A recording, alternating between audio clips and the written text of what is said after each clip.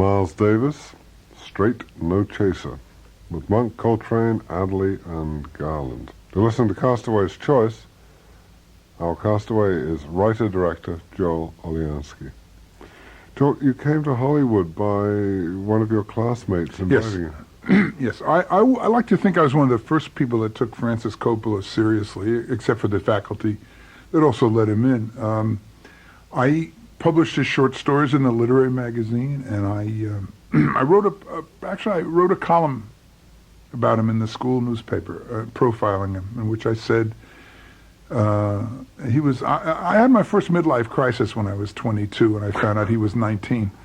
I never got over that, but I did say that when he was 19, that he was either going to go all the way or burn himself out, that there'd be nothing in between. I had no idea he was going to do both of those things. But a lot of people said, "What are you talking about? He's this kid who talks a lot." And I said, "No, there's a great core of shrewdness at the center of him, and he's enormously talented." And I think I was right. In fact, I know I was right. Anyway, I was well rewarded. We went to different graduate schools, and I went to the Yale Drama School and pursued a playwriting scholarship that I got sort of left-handedly. And Francis went to UCLA and got into film, which is what he'd always wanted to do. And I had a novel about to be published, and at a certain point there was a job opening, and Francis was the one who recommended me for it and got me out here. Were you happy to come to Los Angeles? Yes, well, I was happy back there. I was directing plays for $66 a week, equity minimum, in a theater I helped start, the Hartford Stage Company. I'm very proud of the theater. Our first 4 productions were Othello, Rashomon, The Caretaker, and The Country Wife, and in bed for 8 weeks in Hartford. And I was looking forward to another season of that when I got this preposterously remunerative offer to come out here, and as Marlon Brando said, I didn't have the moral strength to turn down the money. So, no, I was spoiled by it and flattered and very happy to come here. What was the first project?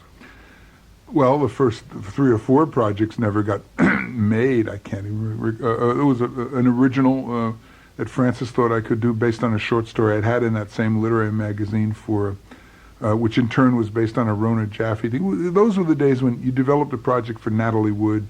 We were working for Ray Stark in his Seven Arts company, and he had a 29 picture deal with Paramount. There were just enormous amounts of material needed to be turned into screenplays just so they could say no, let alone yes, and they needed staff writers. The first thing I did that found its way onto the screen was a rewrite. I did a rewrite of This Property is Condemned. So the first lines I wrote for the screen were spoken by Robert Redford and Natalie Wood. And a rewrite on Assault on a Queen with Frank Sinatra and Verna Lisi. And it was really kind of exciting to hear those words coming out of those particular mouths. And then I was loaned out to Universal to do a picture that escaped called Counterpoint, which had an interesting premise, a symphony orchestra captured by the Germans. But I wrote it for Laurence Olivier and Richard Burton, and it was played by Maximilian Schell and Charlton Heston, so you can imagine certain adjustments had to be made. I did not make them, but my name remains on the picture. Who else was at Hofstra with you? Lainey Kazan was there, not under that name, and a very prominent artist in the field, and I guess my favorite field, radio. Joe Frank was there.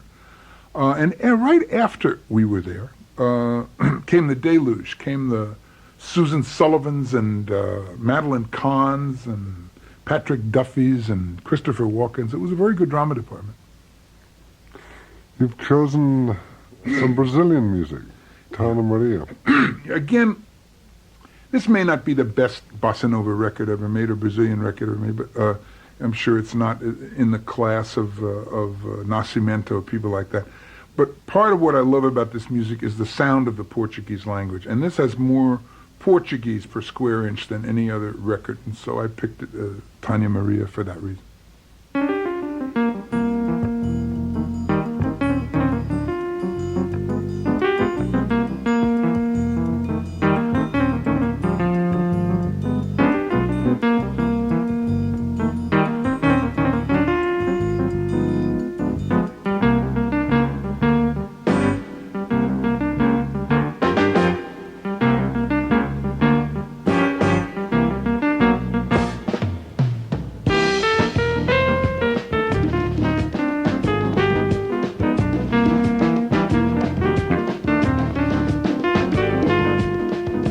Essa música eu quero dedicar ao nosso Maranhão, terra onde nasci, que deixei aos 12 anos de idade.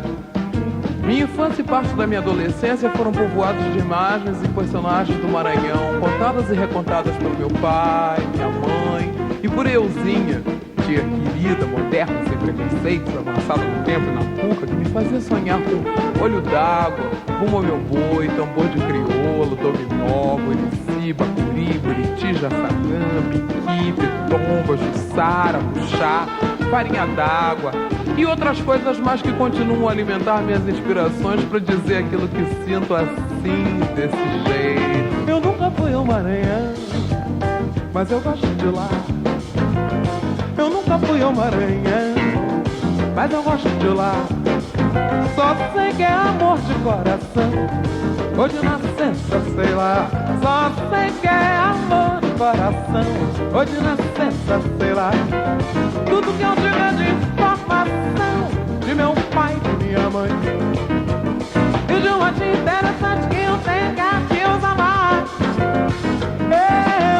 Euzinha, Deus amar, me leva pro outro lado, me leva que eu vou gostar do Maranhão. Euzinha, Deus amar, me leva pro outro lado, me leva que eu vou gostar. Maranhão, terra dos poetas, e entre eles